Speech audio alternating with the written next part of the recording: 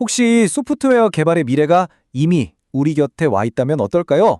머릿속 아이디어를 그냥 말로만 설명하면 코드가 뚝딱 만들어지는 세상. 네, 바로 바이브 코딩이라고 불리는 건데요. 오늘 이 아주 흥미로운 트렌드에 대해서 한번 제대로 파헤쳐 보겠습니다. 사실 이 모든 이야기의 시작은요, AI 분야의 거물이죠. 안드레 카파시의 이 한마디에서 비롯됐습니다. 코드가 존재한다는 사실조차 잊어버리는 것. 와, 단순히 코딩을 좀 도와주는 수준이 아니에요. 이건 코딩이라는 행위 자체를 그 본질을 바꾸려는 정말 뭐랄까 급진적인 생각인 거죠. 자, 그럼 바이브 코딩. 대체 이게 뭘까요? 요즘 심심찮게 들리는 말이긴 한데 이젠 그냥 유행어가 아니라 기업 가이드라인에도 등장할 정도라고 해요. 아주 간단히 말하면 우리가 그냥 평소에 대화하듯이 자연어로 AI한테 이런 거 만들어줘 하고 요청하면 알아서 작동하는 코드를 뚝딱 만들어주는 그런 새로운 개발 방식이라고 보시면 됩니다. 그런데 바로 여기서 아주 중요한 질문이 하나 생깁니다. 이 바이브 코딩이라는 게 과연 그냥 주말에 취미로 이것저것 만들어보는 재미있는 장난감일까요? 아니면 진짜 프로페셔널한 업무 현장에서 쓸 수 있는 아주 체계적인 도구일까요? 이 AI 코딩의 두 얼굴 한번 들여다보죠. 여기 보시면 정말 극과 극의 두 가지 방식이 있어요. 한쪽은 에이, AI가 다 해준데 뭐 그냥 모두 수락 버튼 누르고 코드 바뀐 거 굳이 안 봐도 돼 하는 아주 자유분방한 방식이죠. 속도가 생명이니까요. 반면에 다른 한쪽은 아니 그래도 개발자가 책임을 져야지. AI가 짠 코드라도 한 줄 한 줄 다 뜯어보고 내가 이걸 왜 이렇게 짰는지 설명할 수 있어야 해 하는 아주 꼼꼼하고 안정성을 중시하는 진짜 프로의 방식이 있는 겁니다. 이 표를 보면 정말 흥미로운 지점이 바로 이건데요. 개발자의 역할 자체가 근본적으로 바뀌고 있다는 겁니다. 더 이상 코드를 한 땀 한 땀 짜는 장인이 아니라 AI라는 아주 똑똑한 부사수한테 정확하게 지시를 내리는 감독이나 가이드가 되는 거죠. 이건 단순히 쓰는 도구가 달라지는 차원이 아니에요. 개발자한테 필요한 핵심 역량 자체가 완전히 변하고 있다는 뜻이거든요. 자, 좋습니다. 그럼 이 꿈만 같은 기술, 이걸 실제 세상에 딱 적용했을 때 과연 어떤 일들이 벌어질까요? 마침 이 이야기를 처음 꺼냈던 안드레이 카파시가 직접 겪은 아주 생생한 사례가 있습니다. 같이 한번 보시죠. 와, 근데 현실의 벽은 생각보다 훨씬 높았습니다.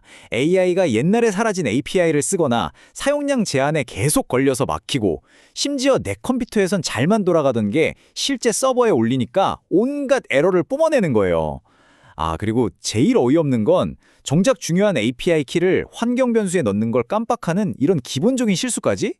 AI가 이런 것까지 못 챙겨주더라고요. 근데 문제는 여기서 끝이 아니었어요. 훨씬 더 복잡한 것들이 기다리고 있었죠. 예를 들어서 로그인 기능이나 결제 시스템을 붙이는 거요. 이게 단순히 코드 몇 줄 짜서 되는 게 아니잖아요. 구글, 클럭, 버셀, 스트라이프 이런 여러 외부 서비스들을 막 복잡하게 엮어야 하는데 이 과정에서 생기는 문제들은 AI가 해결해 줄 수 있는 영역이 아니었던 거죠. 결국 사람이 직접 나서서 이 얽히고 설킨 거미줄을 다 풀어야 했습니다. 결국 카파시 본인도 이렇게 인정합니다. 요약하자면 이래요. 내 컴퓨터에서 혼자 데모 만들 땐 진짜 신나고 재밌었는데 막상 이걸 실제 서비스로 배포하려고 하니까 와, 정말 끔찍하게 고통스러웠다. 이 한마디에 모든 게 담겨 있죠. 근데 여러분, 이런 기술적인 문제들은 사실 어떻게든 해결할 수 있을지도 몰라요. 정말 무서운 건 따로 있습니다. 바로 코딩의 미래, 아니 개발자라는 직업의 성장 경로 자체를 위협하는 아주 구조적인 위험이 숨어 있다는 겁니다. 실제로 데이터를 봐도 좀 충격적인데요. 여러 연구를 종합해보면 사람이 꼼꼼하게 검토하지 않았을 때 AI가 생성한 코드가 사람이 직전 짠 코드보다 버그나 보안 문제를 일으킬 확률이 평균적으로 거의 1.7배나 높았다고 합니다. 그러니까 거의 2배 가까이 위험하다는 얘기죠. 이게 바로 전문가들이 경고하는 사라지는 중간층 문제 또는 무너진 사다리 문제입니다. 한번 생각해보세요. 주니어 개발자들이 AI 덕분에 어려운 구현 디테일을 그냥 건너뛰게 돼요. 그리고 성장에 꼭 필요했던 디버깅이나 리팩토링 같은 귀찮은 일들도 다 AI가 대신해주죠. 그럼 어떻게 될까요? 시니어들은 점점 실무 구현에서 손을 떼게 되고 결국 주니어가 시니어로 성장하는 그 중요한 경험의 과정, 그 사다리 자체가 없어져 버리는 겁니다.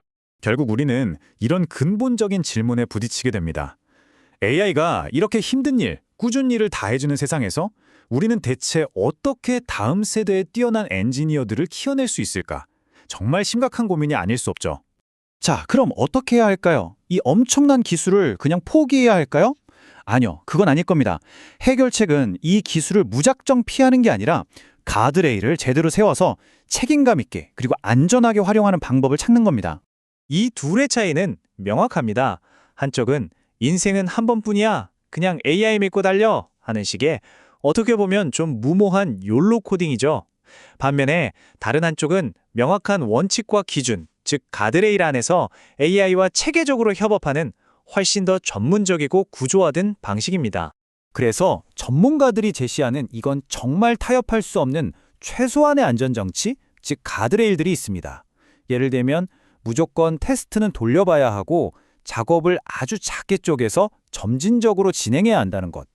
그리고 AI가 만든 코드라도 마치 신입 개발자가 제출한 코드처럼 아주 꼼꼼하게 리뷰해야 한다는 거죠.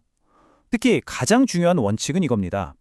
내가 이 결과물을 자신 있게 검토하고 책임질 수 없다면 애초에 그 일을 AI에게 맡기지 말라는 겁니다. 자, 이제 마지막으로 우리 모두에게 던져진 질문입니다. 앞으로 AI는 우리가 상상하는 것보다 훨씬 더 강력해질 겁니다. 그럴수록 우리에게 더 중요해지는 능력은 코드를 짜는 능력이 아니라 바로 이것일지도 모릅니다. 소프트웨어 엔지니어링의 수많은 과정 중에서 절대로 AI에게 위임해서는 안 되는 근본적으로 인간의 영역으로 남겨두어야 할 일은 과연 무엇인가? 이 질문에 대한 답을 찾는 것이 어쩌면 우리 시대 개발자들의 가장 큰 숙제가 아닐까요?